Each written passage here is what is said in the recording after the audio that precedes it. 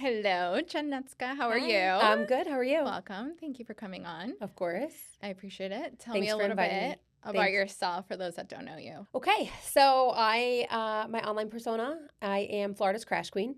Crash Queen. I like Yes, that. thank you so much. I am a personal injury attorney in South Florida, born and bred in New York, Nice. relocated. I'm What one part? of those COVID transplants, Long Island, New York. Okay. That's where the accent comes from, and I love everyone it. in Florida calls me out on it. But that accent's not going anywhere. So I relocated down to South Florida. Nice. I worked for some massive, big law firms, and I gained tons of experience until I did feel burned out. And at that time, that was when I said I'm opening up my own shop. Nice. And so we are in year 3, and we're a team of Congrats. 7. Hardest part of opening the business is the first couple of years. For sure. Yes. Where did you work in New York? So my specialty is insurance defense, which Okay. is defending big businesses, Mhm. the Walmarts, the Targets, the Home Depot. In personal injury. In personal injury. Okay. So I have only always done personal injury. So I focus a lot on how to defend those claims and got an inside scoop on how the insurance company evaluates those claims and what they do to Lower lower everything, everything, water injury. them down, Yeah. disclaim, devalue. That's great experience. Great experience. I like They that. worked me like a dog, which is not a bad thing. I was willing and able and happy to put in the time. I'm glad I did. Mhm. But when I did feel burnt out, that was when I started looking at options and opportunity, and I saw the need. And I jumped ship, opened up my own practice, and switched sides. So now I represent the people All in one. all in one. Crazy. Yeah. How was that experience? Really tough the first Did you have year. to relearn? I would say a there's a lot? learning curve going from defense to plaintiff, for Mhm. sure. It's the same learning It curve. It's almost is. rewiring your brain to go. Yeah. But to I the- also think there's a positive to it also, because plaintiff lawyers who maybe never spent any time in the defense, they see it with just a plaintiff lens, and Right. they don't see any Oh, you other see argument. both sides. You already know where they're going to come So I from. know some of these arguments. I Yeah. know some of these weak spots that'll get highlighted and extracted 100%. by the defense. That's So a I good try to thing. combat that early and ask those questions of the client early and vet that early on in the case That's good. and try to pinpoint those So case you see the weaknesses. negatives and try to highlight the positive. Yeah. To be able to Right. increase And the I've value. been teaching my team that as well. I am the only person that had spent time on the defense, but I try to really educate my team to look for these case weaknesses Yeah. so that we can get on top of that early. Are you willing to take cases that have been denied just I because you have. see it from the defense side? I have. Okay. I've taken cases that have been denied, I love that. and I kind of used my defense brain Mm-hmm. when evaluating that for a second opinion. And Okay. we've gotten some Successful? some pretty good Amazing. results. Yeah, where the client, I wouldn't say there have been multi-million-dollar cases, but Right. the clients have been so insanely You grateful. gave them a fighting chance. Yes, gave them a fighting chance, and the clients were thrilled because they were previously told no. Mm-hmm. And I don't fault the attorney. Sometimes it's just there's not a high lot of bigger ROI firms of do that. time, and a lot of big firms will deny. Yeah. But you got to find the right lawyer, have and to I look had at that these eye for it. Smaller cases and be able to give it Yeah, some sort of hope. the attention Because they're that it there. needs. Yeah, if you 'cause just take the sometimes it just extra needs 30 minutes to peer review it with and to the listen team. to their story too. Because a lot of the Right. times the police report's wrong. Right. They were really not at fault, and they're just looking at the police report. They looked at their recited and they were like, Yeah. no, we're not taking it. Yeah, it is true. Actually, I have a couple of members on my team, and they did say that they've worked for bigger plaintiffs firms, and That's they did all they say look they at. look at the police 'Cause they're report, so and if it's not overwhelmed. favorable, boom, on to Yeah. the next. No, thank you. They're so overwhelmed with so many cases that Yeah, what's one small case, which you never know. It could be a big one. it could be a big one. Yeah. Yep. We just try to say, give it the extra 30 minutes, talk to the 100%. client, ask the questions. I mean, I do try to challenge the client too, Yeah. which some clients may not like, but I tell them I'm doing this. It's good because it's going to happen in depositions. Yes, It's going to I'm happen in doing litigation. this for a reason. I'm challenging you. I had a call like this yesterday where, I don't mean to make you feel uncomfortable. I'm on your side, but I'm going to ask you some challenging questions. Yeah. You said this on day one. It's looking like that. The records say this or that. So I do try to challenge the client, but I think it preps them for 100%. what the I think a defense lot is of gonna clients do. aren't ready for what litigation is. and they don't know how invasive it is, and depositions. Yeah. And they look at your case with a fine-tuned comb It's to true. make sure to get and even with investigations. Yeah. They, Yeah. like I they mean, spend yeah, the I've had money. clients even tell me, they get, a little in their head, but they'll say, oh, I see, there's a white van that's outside my house. They get And a do you little think that there's an paranoid. investigator that's out there? And maybe don't approach, don't You say always anything, go about your by. business. It could be. It could It could be. be. It could be. Because it's just going to take one video, one photo. Yeah, and they to say, they're not discredit camping you. out there for the No. week. They spend an hour or two there, and I know that from working on the defense. They Yeah. may follow you around for a couple of hours that day. They may check in over the weekend. Mhm. They're hired for a certain period of time, I tell the client. Yep. They're not on retainer. They're not staking you out for a month. Yeah. But just be mindful what you're doing. Of course. And And social media is everything. Everybody posts everything on social media. We had a client in my PI years. He just had a discectomy. And we're like, don't post anything. Oh, no. Please be careful. He went to the Bahamas like 2-3 weeks after.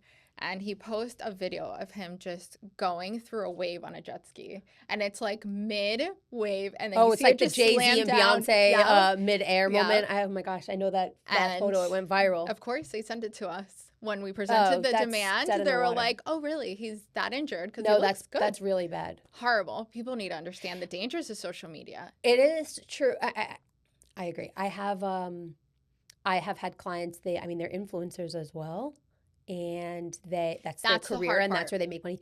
That is a slippery slope, and Yeah. I don't really know Yeah. where the law will go on it or where the investigations will go Mhm. as time progresses and Yeah. as social media just continues to grow in exponential ways. Yeah. But many people have influential type Right. roles, and Well, that's like how they we're- make their money. Right. Fitness Content models, all creators, of that. fitness models, and that's their livelihood. And so I've had clients where they were involved in an accident, they sought medical treatment, and when I talk to them, they have their good days, they have their bad days. Right. They're Not a lot following of people put the recommendations. negative They don't side put the on negative, social media. exactly. But when you look at their social media, they look like they're living their They're best great, life. right. Life's a beach. That's what social media is for. Exactly. So, when we speak to the insurance company, they'll stonewall. They're like, Oh, I bet. there's no funds being offered to settle this case. We have Awful. so much social media out there on your client. They don't look injured. And they can't go private. It's not a they good don't, look. like, right. So it's really difficult. And I don't know where the law will go on that. What do you recommend for that? We're trying to be creative in our arguments. Mhm. If the doctors are recommending. So one thing that I will talk through with the clients is doctors never recommend that you sit home, And do nothing. stationary and do Yeah. nothing. So it's often that you'll find in the medical records that a doctor's telling you to do your best, get Mhm. back out there, try to make something of Or your with day. a minimum of weight. Don't lift anything more than 20 or 30, Right, go whatever out for it may your be. daily Yes. walks. That doesn't mean that you can't be on camera if you want to go for your, daily hot girl walk. Right. If just because you're taking a video and you're smiling and, the sun is shining and the palm Just be trees are blowing, smart. just be smart. Yeah. But, doing backflips and heavy jet skis and, crashing down on the Heavy waves, lifting. it's going to be really hard. So what do I 100%. say? What does the clients normally say? Aside from I have my good days and my bad days, and I suffered after I did that for days. Yeah. Probably wasn't the best move, but I was Mhm. having a good day that morning, and I Right. thought that my body could handle it, And it couldn't. and it couldn't. Right. That's probably the most, we'd be able to refute that, Yeah. but it's not a good look. And I don't know where it will go with social media and Yeah. litigation. Oh, I don't. 100%. So going back to your team, what is your culture like? I think we have a pretty cool culture, and I think my team will agree with that. We are a Do fully you have a remote big team? We're a team of 7 overall. Okay. So we are a fully remote virtual law firm. We have office space, Love but no one's there. Okay. So the entire team works remote, which I think post-COVID days and in 2026 now going into, I think that's what the modern day professional wants. Absolutely. And I think that I secure better talent that way because the talented and the experience have more negotiation power, 100%. and that's what they're looking for. And so your staff is everywhere in the United States? Yeah, they're all over the place. Oh, nice. They're all over the place. I even have one in Colombia, and I Nice. even have somebody in Mexico. Wow. Yep. And you're happy with them? They're fantastic. That's amazing. And I know that, offshore work too is a big thing. Big thing, yes. Big thing. And they're hard workers. Mm-hmm. And we've had this conversation Americans, before. yeah, I mean, you got to watch out. Like, 100%. if you're not on point here, there's somebody just across the ocean that's ready to swoop on in. Being from New York, people from up north just have a different grit about them. Yep. They work so much harder. And that, when you ask about the team, I hire talent, and we have a great culture. But if you don't produce, of course, you're gone. Yeah, at the end of the day, you're gone. It's for your client. Yep. We are advocating for our client. We are going to demand results. We will get results. But if you don't keep up, right, you got to go. And so we definitely instill that with every team player is we produce. We have a really easy, laid back, modern, tech forward approach to this law firm. Yeah. And that's very attractive to many people. 100%. But if you're not going to work your butt off and you're not going to hold your weight, it's not a fit. Yeah. So we have an amazing team, and the culture is good. I mean, we meet up, we're going out for drinks, we're going out to dinners. You need off, take it. We don't count you need it. PTO hours. We don't do that. I like that. Produce, get your work done. You need to step out. You need to tend to your baby. You got to run a job. What the heck do I care? 100%. And that's the thing. Like, we're both moms. We get it. Yeah. There's kids sick. Like, what are you supposed to do? I tell my team that. I mean, I encourage it. I encourage it. I say, go out for your afternoon walk. Go grab your cup of coffee. You want to walk the dog? You got to step out for your doctor's appointment. I'm not docking the hours and micromanaging. 0.5 minutes. No, I don't care. But the client calls and you missed it, they expect that call back. There's emails that need to be tended to. Do it after hours. I mean, you want to lay in bed with your laptop to make up for the time. Right. Do it. I like that because a lot of people are not No. okay with that. Nope. A lot of people after COVID went right back to office 9 to 5. And I just don't understand how some people didn't realize that. From an operations and entrepreneurial standpoint, I just think in 2020, and I think a lot of law firm owners may disagree. And that's cool too. There's different perspectives. But we operate very tech forward with low overhead. Well, I mean, continues to grow, obviously, the bigger you get. But operate from an operations standpoint, it's smart. Yeah, it's very smart because now you have the budget to be able to spend it in other great thing that's going to help your clients. Right. That's amazing. Right. And to be honest, the clients are the same as the staff. Like, nobody wants to schlep in South Florida traffic to the office for our 15-minute call. Happy to get on a Zoom. We can do that with a 30-minute heads up. I can do that with a couple hours heads up. Anytime. Yeah. Clients don't always care to meet us at the office. If they want to, we're always available. Good. But our clients don't seem to, they're busy too. They're busy. Right. They have their own jobs, their own family, and the last thing that they need is to take a day off 100%. To come to our office to chit-chat about it. And they already have medical appointments. They already have all those things. Let's not add. Exactly. So I think some law firm owners may disagree because they like to see and be in front of their team. Yes. They like to see the work product in action, but I view it. I think that's a very old school way of thinking. I view it very differently. Yeah, for sure. I really do. I came from mid-sized firms. I came from large firms. The culture was to be in the office, and the owners and the partners, they want to see that work being cranked out, and I don't blame them because they're spending tens and hundreds of thousands of dollars on staff and office space. They want to see that you're working, but the beauty of being a more boutique style firm, I mean, I'm texting all day long with my team. Right. I don't have 150 people to manage. And I never want to be that big anyway. Right. So I feel like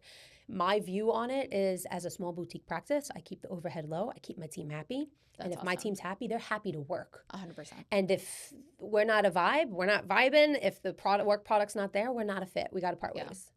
Have you used any AI in your firm? What do you use? Yes, we do. We work with a company called Even Up. I love them. I really like them too. Have you met Ray? No. He's phenomenal. He's one of the co-founders. Is he down in South? Oh, okay. He's in Canada. Oh, wow. I think they're a Canadian company.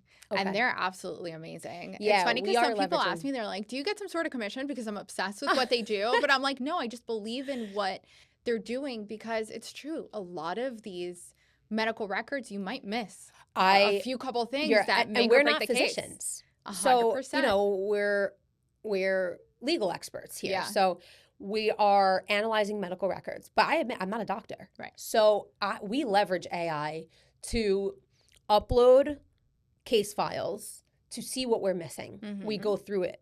And we don't trust it and submit it blindly and turn our eye. But I also think there's like a productivity component to this. 100%, So like and a client may say, well, I want my attorney to read through every single piece of paper in my case file. I'm with you. I hear you.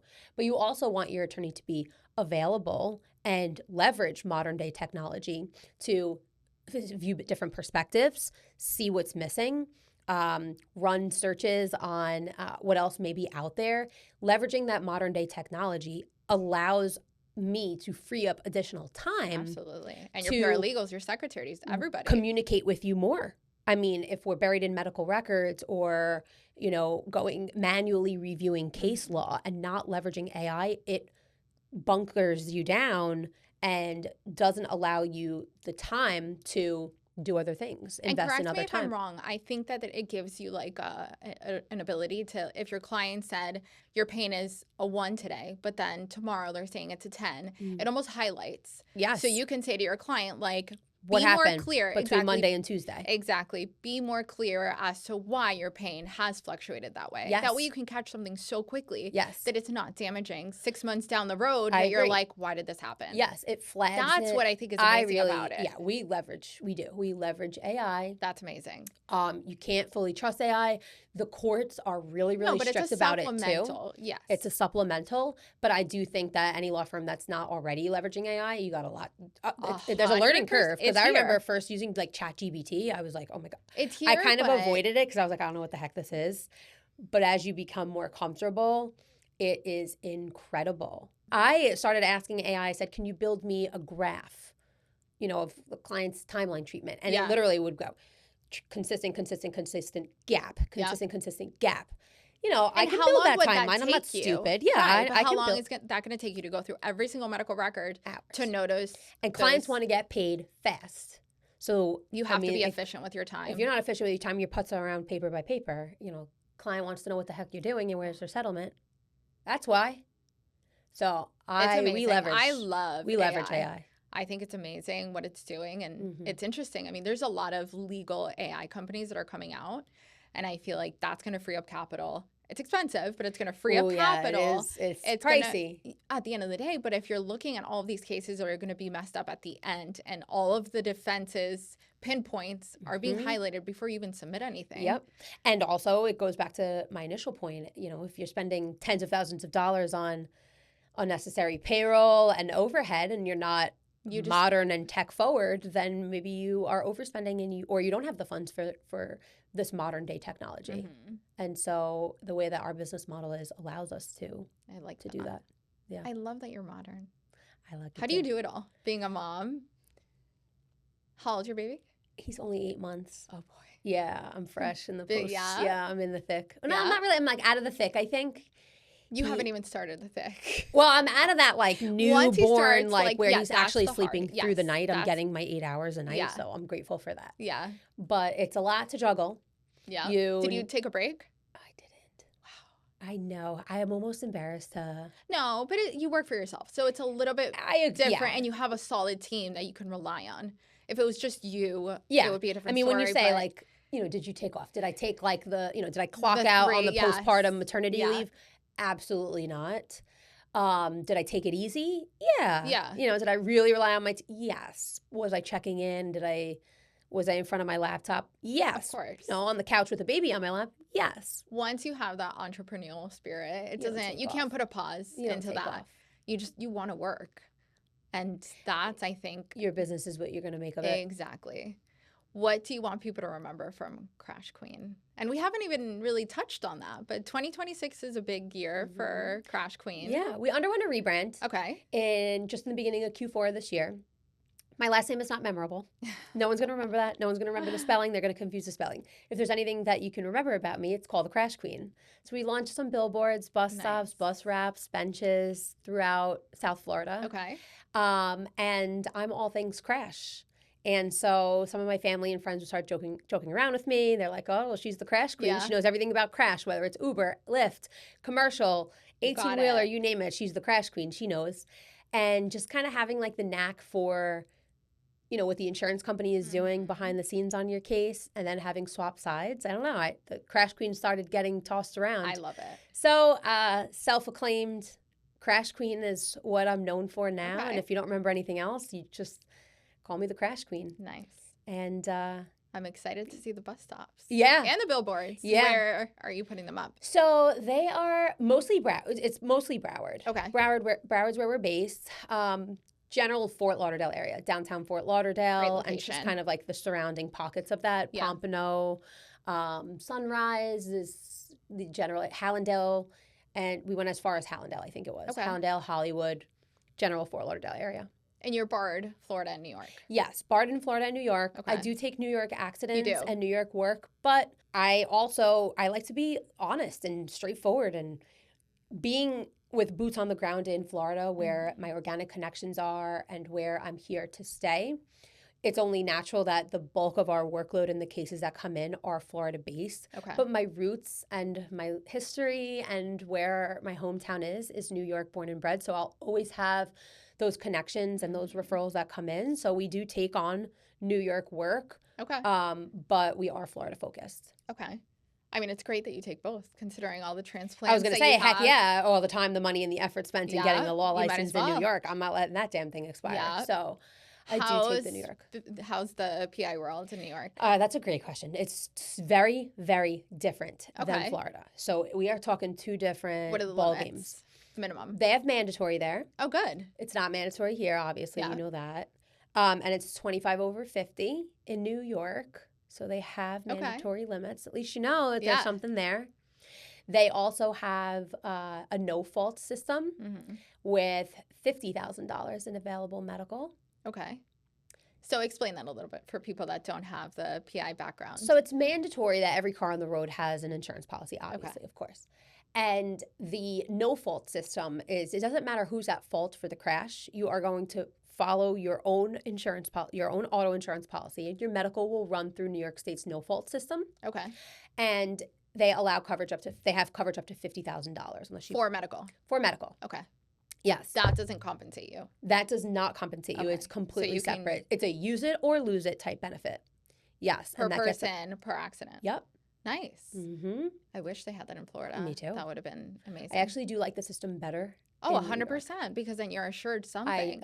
There's a lot of uninsured motorists down here in Florida, or like really minimal. I don't get how they haven't figured out a way to change that. It's such a hot topic, I think, in Florida, especially within the personal injury world. I hope a change does come soon. I'm on the side of change. We just got a case, and they're in the hospital ICU, $10K, and it's like, what do you do? And then how do you tell the client that? Right. I've had clients who think we're incompetent. What do you mean? What do you mean? How is that possible? They don't get that. Oh, it's possible. Yeah. It's hard. But also insurance is super expensive here as well. So, but it's because of the uninsured. I feel like if they had a way to figure out that everybody needs a minimum, right, that wouldn't be an issue. Yeah. But it's because insurances are paying out of pocket every single time. It's actually really sad to see some of the injured parties after an accident and then there's no coverage. I mean, having to have that conversation is probably one of the worst conversations. I mean, and as a business, the business owner too, you work so hard to get new business and get cases in the door, and then to have a case where it's a sad case and the client's truly injured, having that conversation with them, it's like, is that there's no compensation. Hey, we told you that we can help you. We got you in the door. We were happy to sign up this case, but by the way, we got to part ways here. There's just nothing I can do for you. Uninsured motorist, to every single person that I know. Yeah. Uninsured motorist, it's more expensive, but at least God forbid. I know when I'm in my car, if I get hit, I forget who I have Allstate. I know if I get hit, Allstate's getting that claim letter. Right. 100%. I'll pay what the cost is. So. Yeah. And I don't even think that it's that much more expensive. I don't. To risk it. Yeah. I mean, it's another bill. No one wants to pay that other bill, but, but in Florida, cut back on a dinner or something, or, one Amazon card a month, please just. Not one of my Amazon cards. make do without, one Amazon checkout. Figure it out. Is like, I tell all of my friends, all my family, like, do not sleep on UM because you are gonna be have I a rude I joke awakening. around my husband. I get hit on I-95. All states getting that claim letter faster than they know it's coming. Yeah. Allstate's good. You like them? I actually just switched, so I don't. Okay. I just personally switched with my own policy, but my own experience in dealing with them, I actually find them pretty fair. Yeah. I think the communication's pretty easy to work with. Mm-hmm. I haven't seen them all the way through to a trial. They kind of fall in the middle for me. So you try cases? Yeah. You like it? I do. The stress that comes with it, the workload that comes with it is a lot. That's hard. To juggle as the business owner, as well as everything else that I have in my personal life. Mm-hmm. But I do try cases. There's, not many cases get tried. Mm-hmm. But when they do, I am the trial attorney. Yeah. I like that. Yeah, we have one coming in January, so that's around the corner. Broward, Palm Beach. Broward County. You excited? Yeah, I'm excited. I'm ready to see it to a close. It's ready. How long have you had it? We moved it fast. Oh, good. I mean, it was January to January, so we were on a 12-month timeline for this one. Pretty good. The filing was in January, so we had a little bit of pre-suit time. Okay. But we filed January of 25. And the pre-settlement offer is awful? 0. Wow. Liability? Clear. Wow. Pay grade. There's a lot of attorneys that work defense, and very quickly they notice it's not for them. It's not for me. And also I learned a lot, so I felt like there was points where I really shit all over that. And I don't want it to come across in that way anymore because looking back, I did have amazing mentors, a great experience. I learned a lifetime of knowledge that I feel like some of my peers didn't get. So I think that's a huge advantage. Well, you're the attorney that you are because of that experience. I agree. But I am very grateful that I said, let me pause. I'm at this critical crossroad here. Which way do I want to go? And I'm so grateful. That was a good that time I jumped. to do it. Yes. That's amazing that you did that. Yep. Because it takes a lot for you to be able to walk away from what you know. Yeah. And give it a shot to something that you're. Yeah, I mean, the first year was really hard. I think, for most business owners, the first year, like, you're just trying to survive. What was the worst part about the first year? It's just chaos and disorganization. Like, you're just trying to do everything all at once. You're wearing way too many hats. Wearing every single hat. You're wearing too many hats, and you have lots of ideas and things you need to do and things you need to implement and things you need to research, that you're on a really crazy hamster wheel year one. But if you just start, I like to call it like whack-a-mole, like whack that mole down, the next one pops up slowly. And things did really pull into place after year one, for sure. How long did it take you to start hiring? I hired immediately. Immediately hired. Oh, good. Mm-hmm. And I got that from other mentors, and I think that's I would recommend that to any. What's the best advice that you've received from a mentor when you're going solo? Scale, leverage resources, scale, delegate. Stop holding on. And lawyers are notorious for this. I have notorious. Hire and scale. Free up your time. Yeah. If there are administrative type tasks, lower level items that don't require your attention, it's not that I feel like I'm too good for it or that I don't want to do it. It's you really can't. You have to delegate if you want to grow. Your brain works for what it works, and you need to find the other people. Social media, all of these other things. One of my best hires was the first person that I hired. She's still with me today, and we've grown together. What does she do? And she's a litigation paralegal. Okay. And she worked part-time, and when I brought her on board, I said, hey, girl, this is going to be a rocky road in the beginning. Yeah. If you're up for the challenge, she wanted part-time work. She splits her time with another law firm. Okay. If you're down for the ride. And we connected. We really meshed. Like, the culture really fit. And we had honest and open communication from day one. And she's one of my right hand. I love that. And that's the biggest thing, is finding staff that supports you. Yeah. And I'm sure you come with some crazy ideas, and they're like, let's go. Like, Jen, another crazy idea, Jen. Let's do it, though. Yeah. And that's, I think, like the backbone of big firms is being able to have a team that you can call on. Yeah. Yes, the trust. Yeah. And that you trust with your clients, too. Yeah, and they trust me, too. Like, they know I got their back, but I'm that way because they show me that they have mine. Yeah. How do you like social media? I like social media. I'm all over it. I'm all over social media. I like that, though. I think that that's a big part of your brand. Yeah, it is. It is. We get lots of clients off social media. We're growing that client base. We're growing that following. I have an amazing social media team. You know, I think it's different for every lawyer. It's different for every professional. Some may not like it. Yeah. And I recognize too, I may not be the lawyer for everyone. You know, I have this online persona, I have my social media, and I'm the right fit for the people that I'm a right fit for. Right. And I think that's okay. I don't want every single case out there. And if I'm not the great lawyer, the lawyer for you, then I'm at peace with you being with another lawyer. So some clients may not like the social media thing. Right. And they may be looking for that white shoe firm. And I've done my time there, and I think they give great representation. And maybe your case is better suited there with a trial lawyer who has 40 years of experience in the courtroom, and they would never get on social media. That is okay with me. Yeah. There's a lot of I'm not trying to capture everybody.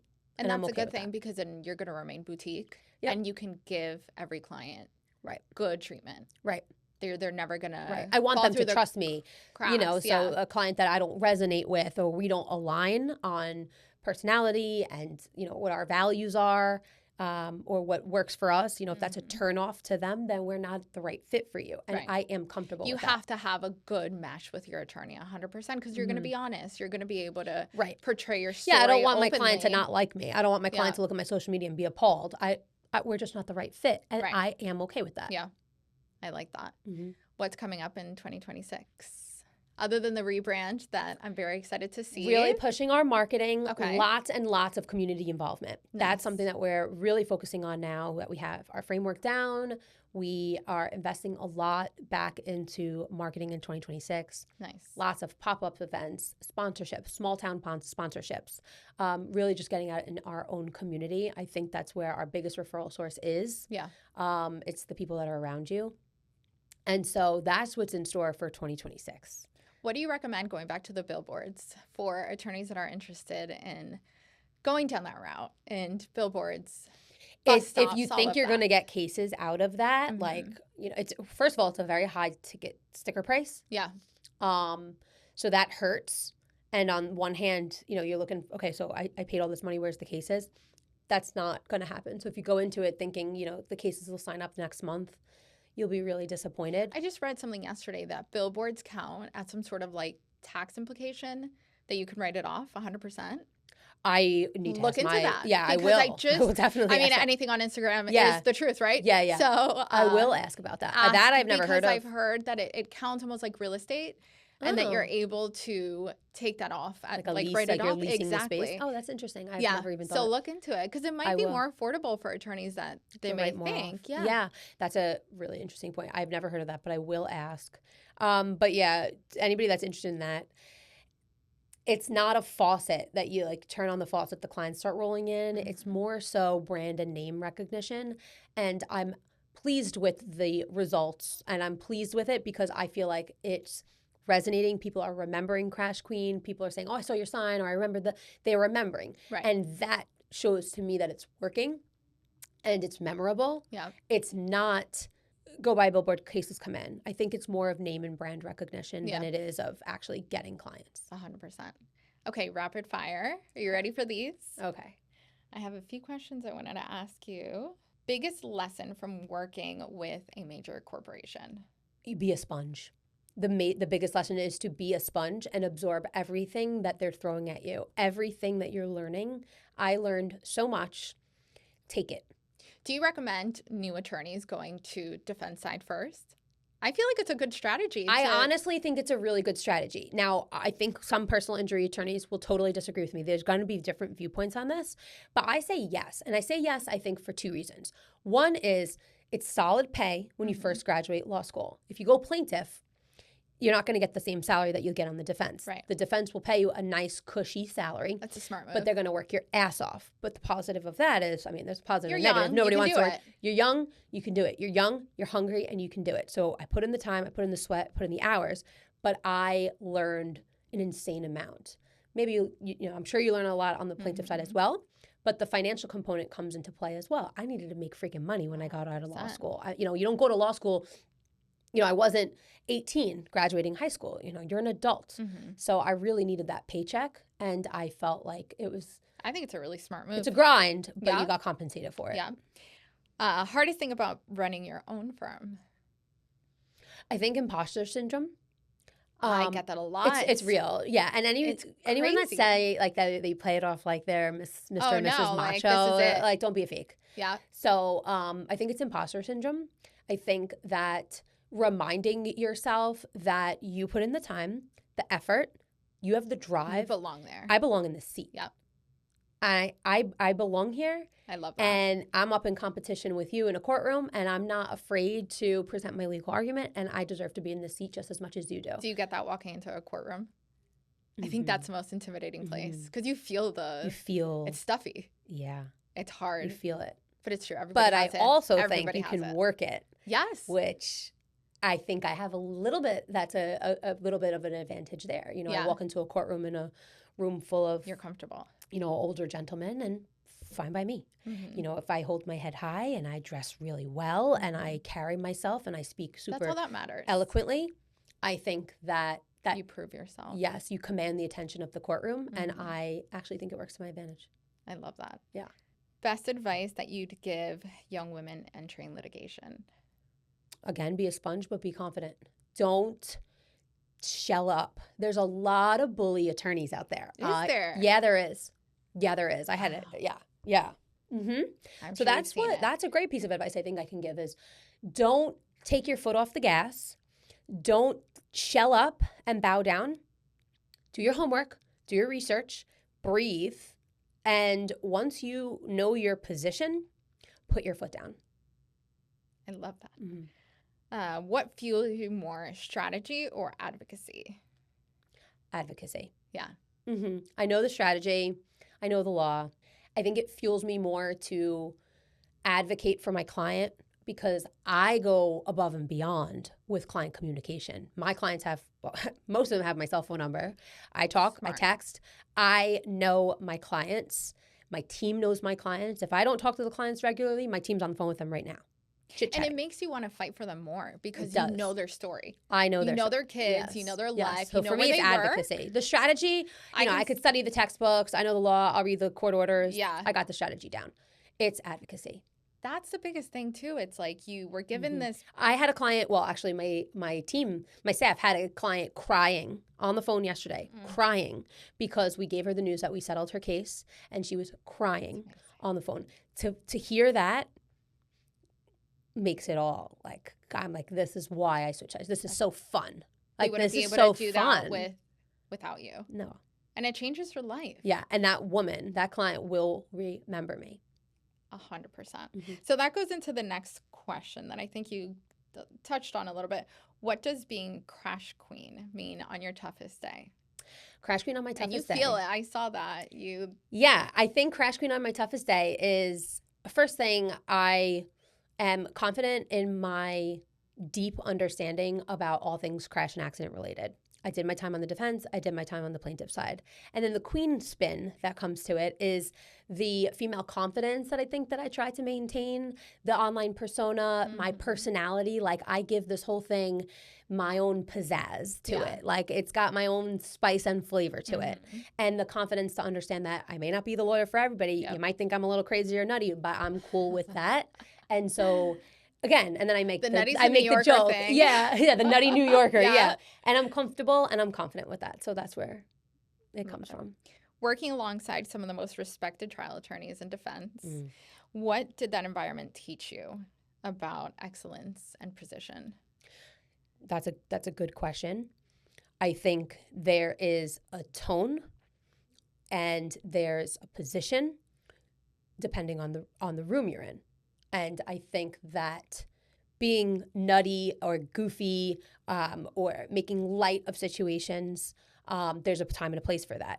But being in a room filled with really well-oiled, well-esteemed, and accomplished trial attorneys, you better always be prepared. I am over-prepared. I study case files, I study the law, and I know the tone and the setting. So I just think that there's a time and a place to be respectful, dress appropriately, know your case inside and out, know the challenges, the weaknesses, be over prepared. I go over prepared, and I anticipate the challenges that opposing counsel will raise, and I present, and I leverage my position, and I communicate in a professional, even tone manner. And I think that commands courtroom respect and communication respect, because every now and then you get the bully attorney, and I get those, but I set that tone right out the gate.